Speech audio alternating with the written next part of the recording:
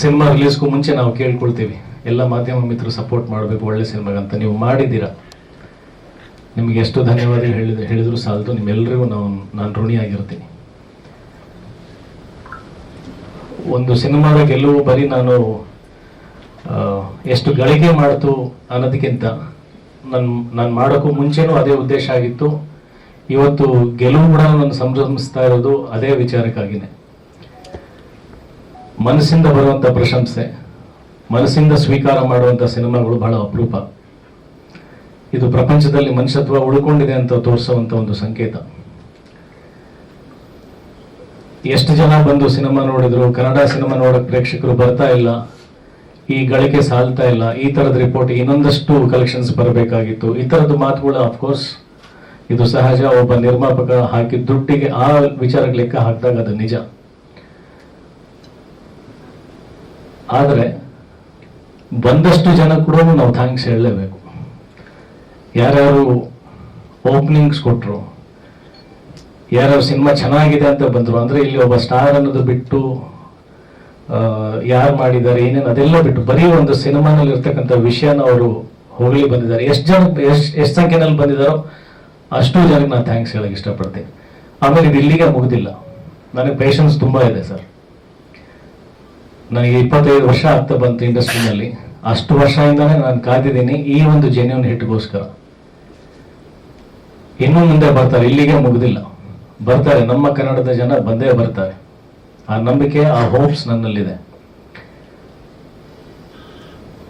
But ಲೆಕ್ಕ ಹಾಕ್ತಾ ನಾವು ಯೋಚನೆ ಮಾಡ್ತೀವಿ. ಇವಾಗ ಒಂದು ಕೋರ್ಟ್ ಅನ್ನೋ ಒಂದು ತೆಲುಗು ಸಿನಿಮಾ ಇಲ್ಲಿವರೆಗೂ ನನ್ನ ಯುದ್ಧಕಾಂಡ ಗಳಿಕೆ ಮಾಡಿರೋದಕ್ಕಿಂತ ಜಾಸ್ತಿ ಗಳಿಕೆ ಮಾಡಿರ್ತಕ್ಕಂಥ ಸಿನಿಮಾ, ಒಂದು ತೆಲುಗು ಭಾಷೆ ಸಿನಿಮಾ ಆಗಿರ್ಬೋದು. ಒಂದು ಮಂಜುಮಲ್ ಬಾಯ್ಸ್ ಅನ್ನೋ ಒಂದು ಮಲಯಾಳಂ ಸಿನಿಮಾ ಯುದ್ಧಕಾಂಡ ಸಿನಿಮಾಗಿಂತ ಗಳಿಕೆ ಜಾಸ್ತಿ ಮಾಡಿರ್ತಕ್ಕಂಥದ್ದು. ಇನ್ನೂ ಯಾಕೆ ಬರ್ತಾ ಇಲ್ಲ ಅಂತ ನಮಗೆ ಆಕ್ಚುಲಿ ನಮಗೆ ನಾವೇ ಪ್ರಶ್ನೆ ಹಾಕೋಬೇಕಾಗಿರೋದು. ರೀಸನ್ ಏನಪ್ಪ ಅಂತಂದ್ರೆ ಇದೆಲ್ಲವೂ ಒಂದು ನಂಬಿಕೆ ಮೇಲೆ ಡಿಸೈಡ್ ಆಗುತ್ತೆ. ಅದು ನಮ್ಮದೇ ತಪ್ಪುಗಳಿದ್ದಾವೆ. ಒಂದು ಸಿನಿಮಾ ನಾವು ಅದ್ಭುತವಾದಂಥ ಸಿನಿಮಾ ಕೊಟ್ಟಿರ್ತೀವಿ ಕನ್ನಡ ಚಿತ್ರರಂಗದಿಂದ, ಅದಾದ್ಮೇಲೆ ಏನಾಗುತ್ತೆ, ಪ್ರೇಕ್ಷಕರಿಗೆ ಒಂದು ಬಲವಾದ ನಂಬಿಕೆ ಹುಟ್ಬಿಡುತ್ತೆ. ಕನ್ನಡ ಚಿತ್ರರಂಗದಲ್ಲಿ ಈಗೆಲ್ಲ ಒಳ್ಳೆ ಸಿನಿಮಾ ಬರ್ತವೆ ಅಂತ. ಅವ್ರ ನಂಬಿಕೆನ ನಾವೇ ಸುಳ್ಳು ಮಾಡ್ತೀವಿ. ಅದಾದ ನಂತರ ಮತ್ತೆ ಒಂದು ನಂಬಿಕೆ ಹುಟ್ಟಿಸೋದು, ಮತ್ತೆ ಅದನ್ನ ಕೆಳಗೆ ಮಾಡೋದು, ಮತ್ತೆ ನಾವು ಅದನ್ನ ಗಳಿಸೋದಕ್ಕೆ ಪ್ರಯತ್ನ ಮಾಡೋದು. ಇದು ಈ ಅಪ್ಸ್ ಅಂಡ್ ಡೌನ್ಸ್ ನಡೀತಾ ಇರೋದ್ರಿಂದ ಮಾತ್ರ ಇದು ಆಗ್ತಾ ಇರೋದು. ಬಿಟ್ರೆ ಪ್ರೇಕ್ಷಕರಿಗೆ ಯಾವತ್ತೂ ನಾವು ಸಿನಿಮಾ ನೋಡಬಾರ್ದು, ಸಿನಿಮಾ ನಾವು ಗೆಲ್ಸಬಾರ್ದು ಅಂತ ಖಂಡಿತ ಇಲ್ಲ. ನನಗನ್ಸುತ್ತೆ ಎಲ್ಲ ರಿವರ್ಸ್ ಆರ್ಡರ್ ಅಲ್ಲಿ ಹೋಗ್ತಾ ಇದೆ. ಮುಂಚೆ 100 days ಅನ್ನೋದೇನಿತ್ತಲ್ಲ, ಅದು ಯುದ್ಧಕಾಂಡ ಸಿನಿಮಾ ಆಗತ್ತೆ. ಒಂದೇ ದಿನದಲ್ಲೇ ನನಗೆ 100 ಕೋಟಿ ಆಗ್ಬಿಡ್ಬೇಕು, ಒಂದೇ ದಿನದಲ್ಲಿ ಅಷ್ಟು ಕೋಟಿ ಗಳಿಕೆ ಆಗ್ಬೇಕು ಅನ್ನೋದಿಲ್ಲ. ನಿಧಾನಕ್ಕೆ ಹೋಗ್ಲಿ, ಎಲ್ರಿಗೂ ನಂಬಿಕೆ ಹುಟ್ಲಿ, ಕನ್ನಡ ಸಿನಿಮಾ ಮೇಲೆ ನಂಬಿಕೆ ಹುಟ್ಲಿ. ನಾನು ಮಾಡಿರ್ತಕ್ಕಂಥ ಪ್ರಯತ್ನದಿಂದ ಇನ್ನೊಂದಷ್ಟು ಜನ ಬರಹಗಾರರು, ನಿರ್ದೇಶಕರು, ನಿರ್ಮಾಪಕರು ಒಳ್ಳೆ ಸಿನಿಮಾ ಮಾಡೋದಕ್ಕೆ ಇದೊಂದು ಪ್ರೇರಣೆ ಆಗಿದೆ. ಇಲ್ಲಿಂದ ನಂಬಿಕೆ ಮತ್ತೆ ಪ್ರಾರಂಭ ಆಗಲಿ. ಯಾವಾಗಲೂ ಹಾಗೆ ಮತ್ತೆ ಮತ್ತೆ ನಾವು ನಂಬಿಕೆಯನ್ನು ಗಳಿಸ್ತಾನೆ ಇರಬೇಕು. ಆ ಮತ್ತೊಂದು ಪ್ರಯತ್ನಕ್ಕೆ ಇದು ನಾಂದಿ ಹಾಡಿದೆ ನನ್ನ ಯುದ್ಧಕಾಂಡ ಸಿನಿಮಾ. ಡೆಫಿನೆಟ್ಲಿ ಇದು ಇನ್ನೂ ದೊಡ್ಡ ಮಟ್ಟಕ್ಕೆ ಒಂದು ರೆಕಾರ್ಡ್ ಕ್ರಿಯೇಟ್ ಮಾಡುತ್ತೆ. ಬಿಕಾಸ್ ಸಿನಿಮಾನಲ್ಲಿ ಅಷ್ಟು ಗಟ್ಟಿಯಾದಂಥ ಅಂಶ ಇದೆ. ನಾವು ಸಿನಿಮಾ ಪ್ರಾರಂಭ ಮಾಡಿದ ರೀತಿ ನಾನು ನೆನೆಸ್ಕೊಳ್ಳೋಕೆ ಇಷ್ಟಪಡ್ತೀನಿ. ಪ್ರಾರಂಭ ಆಗಿದ್ದು ಒಬ್ಬ ಬರಹಗಾರನ ಕನಸು.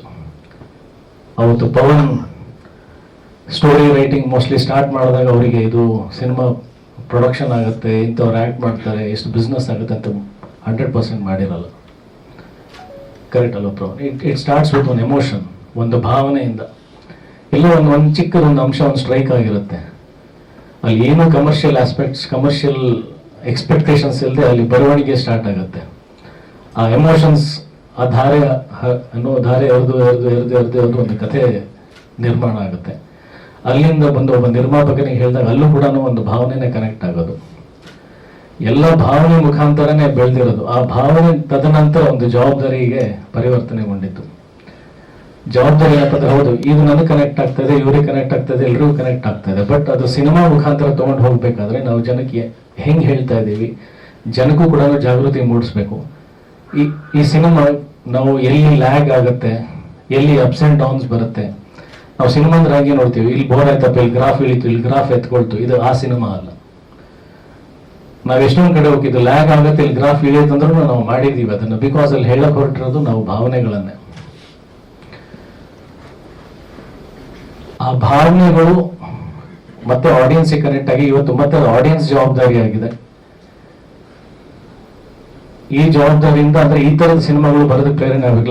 ಲಾಸ್ಟ್ ಪ್ರೆಸ್ ಮೀಟ್ ಅಲ್ಲಿ ಯಾರೋ ಒಂದು ಅದ್ಭುತವಾದಂತ ಪ್ರಶ್ನೆ ಕೇಳಿದ್ರು. ನಾನು ಅದನ್ನ ಕ್ರಿಟಿಕ್ ಆಗಿ ಅಥವಾ ಟೀಕೆ ಅಂತ ಖಂಡಿತ ಭಾವಿಸಲ್ಲ. ಬಹಳ ಅಮೂಲ್ಯವಾದಂತ ಒಂದು ಪ್ರಶ್ನೆ. ಆ ಪ್ರಶ್ನೆ ಏನಪ್ಪಾ ಅಂತಂದ್ರೆ, ನಾವು ಎಲ್ಲಾ ಕಡೆ ಈ ತರದ ಮೆಸೇಜಸ್ ನೋಡ್ತಾನೆ ಇರ್ತೀವಿ ಸೋಷಿಯಲ್ ಮೀಡಿಯಾದಲ್ಲಿ, ಮತ್ತೆ ನೀವು ಅದನ್ನ ಹೇಳಕ್ ಪ್ರಯತ್ನ ಪಟ್ಟಿದ್ದೀರಿ, ಅದೆಷ್ಟು ಮಟ್ಟಿಗೆ ಗೆಲ್ಲುತ್ತೆ ಅಂತ. ತುಂಬಾ ವ್ಯಾಲಿಡ್ ಕ್ವಶನ್ ಅದು. ನಾನು ಅವಾಗ್ಲೂ ಹೇಳಿದ್ದೆ, ನಮ್ಮ ಮನೆಯಲ್ಲಿ ಒಂದು ಗಿಡ ಹಾಕ್ತೀವಿ, ಎಲ್ಲಾ ಕಡೆನೂ ಗಿಡಗಳಿದೆ ಅಂದ್ರೆ ನಮ್ಮ ಮನೆಯಲ್ಲಿ ಯಾಕೆ ಹಾಕ್ತೀವಿ ಅಂತ ಎಲ್ಲರೂ ಹಾಕ್ಬೇಕು. ಸೊ ಅದೇ ತರನೇ ಒಳ್ಳೆ ಮನಸ್ಸು ಅಲ್ಲೂ ಇದೆ ಅಂದ್ರೆ ಇಲ್ಲೂ ಎಲ್ಲಾ ಕಡೆನೂ ಅದೇ ಕಾಣ್ತಾ ಹೋಗ್ಬೇಕು. ಇವತ್ತಿನ ಯುವ ಪೀಳಿ ನೋಡಿದ್ರೆ ಬಹಳ ಬೇಸರ ಆಗುತ್ತೆ. ಅಂದ್ರೆ ಕೆಲವೊಂದು ಕೆಟ್ಟ ಕೃತ್ಯಗಳು ಮಾಡೋದಕ್ಕೆ ಸಾಕಷ್ಟು ಪ್ರೇರಣೆಗಳು ಬರ್ತಾ ಇದೆ. ಅದನ್ನು ಮೀರಿ ಒಳ್ಳೆತನ ನಿಲ್ಲಬೇಕು. ಕೆಟ್ಟದನ್ನ ನೋಡ್ತಾರೆ, ಅದು ಇನ್ಸ್ಪೈರ್ ಆಗುತ್ತೆ, ಅದರದ್ದು ಕೆಟ್ಟ ಕೆಟ್ಟ ಕೆಲಸ ಮಾಡೋದಕ್ಕೆ ಕಾಲ ಕಳೀತಾರೆ, ಅದರಲ್ಲೇ ಟೈಮ್ ವೇಸ್ಟ್ ಮಾಡ್ತಾ ಇದ್ದಾರೆ. ಸೊ ಪದೇ ಪದೇ ಪದೇ ಪದೇ ಒಳ್ಳೆತನ ಹೇಳ್ತಾರೆ. ಒಳ್ಳೆತನ ಜಾಸ್ತಿ ಆಗ್ಬೇಕು. Ratio of good things compared to bad things, good things ಜಾಸ್ತಿ ಆಗ್ತಾ ಹೋಗ್ಬೇಕು. ಅದ್ರಲ್ಲಿ ನಂದು ಒಂದು ಪ್ರಯತ್ನ. ಈ ತರದ ಸಿನಿಮಾ ನೋಡಿ ನೋಡಿ ನೋಡಿ ನಮ್ಮ ಜಗತ್ತು ಕ್ಲೀನ್ ಆಗಬೇಕು, ಒಳ್ಳೆ ಸೊಸೈಟಿ ನಿರ್ಮಾಣ ಆಗಬೇಕು, ಒಳ್ಳೆ ದೇಶ ನಿರ್ಮಾಣ ಆಗಬೇಕು, ಒಳ್ಳೆ ದೊಡ್ಡ ಭವಿಷ್ಯ ನಿರ್ಮಾಣ ಆಗಬೇಕು ದೇಶಕ್ಕೆ. ಸೊ ಆ ಒಂದು ಪ್ರಯತ್ನದಲ್ಲಿ ನಾವು ಗೆದ್ದಿದ್ದೀವಿ. ನನಗೆ ಹೆಮ್ಮೆ ಇದೆ. ಇದು ಎಷ್ಟು ಗಳಿಕೆ ಮಾಡುತ್ತೋ ಬಿಡುತ್ತೋ ಗೊತ್ತಿಲ್ಲ. ನಾನು ಮುಂಚೆ ಇದ್ದಿದ್ದು ಅದೇ ಉದ್ದೇಶ, ಇವತ್ತು ಕೂಡ ಅದೇ ಉದ್ದೇಶ. ಒಳ್ಳೆತನ ಗೆದ್ದಿದೆ, ಒಳ್ಳೆ ಪ್ರಯತ್ನ ಗೆದ್ದಿದೆ. ನಾಳೆ ದಿನ ನಾನು ಹೋದ್ಮೇಲೆ ಕೂಡ ಇದನ್ನ ನೆನೆಸ್ಕೊಳ್ತಾರೆ, ಅಜಯ್ ತನ್ನ ಪ್ರೊಡಕ್ಷನ್ ಇಂದ ಒಂದು ಅದ್ಭುತವಾದಂಥ ಸಿನಿಮಾ ಸಮಾಜಕ್ಕೆ ಒಂದು ಒಳ್ಳೆ ಕೊಡುಗೆ ಕೊಟ್ಟಿದ್ದಾನಂತ. ಇದಕ್ಕಿಂತ ದೊಡ್ಡ ಗೆಲುವು ನನಗೆ ಬೇಕಾಗಿಲ್ಲ. ಸೊ ಅದರಲ್ಲಿ ನಾನು ಗೆದ್ದಿದ್ದೀನಿ. ಆ ಒಳ್ಳೆತನ ನೀವೆಲ್ಲರೂ ಸಾಥ್ ಕೊಟ್ಟಿದ್ದೀರಾ. ನಾನು ಇಡೀ ತಂಡ ನನ್ನ ಜೊತೆ ನಿಂತ್ಕೊಂಡಿದೆ. ಒಳ್ಳೆ ಮನುಷ್ಯರಿದ್ದಾರೆ, ಒಳ್ಳೆತನ ಜಗತ್ತಲ್ಲಿ ಇದೆ ಅನ್ನೋದಕ್ಕೆ ಈ ಸಮಾರಂಭ, ಈ ಹಾಲ್ ಇದಕ್ಕೆ ಸಾಕ್ಷಿ. So thanks. ಮಿಕ್ಕಿದೆಲ್ಲರೂ ಅವರವರ ಅಭಿಪ್ರಾಯನ ಮಾತಾಡಲಿ. ಮತ್ತೊಮ್ಮೆ ನಿಮಗೂ ಮತ್ತು ನನ್ನ ಇಡೀ ತಂಡಕ್ಕೆ ನನ್ನ ಹೃದಯಪೂರ್ವಕ ಧನ್ಯವಾದಗಳನ್ನು ಹೇಳಕ್ಕೆ ಇಷ್ಟಪಡ್ತೀನಿ. ಜೈ ಯುದ್ಧಕಾಂಡ.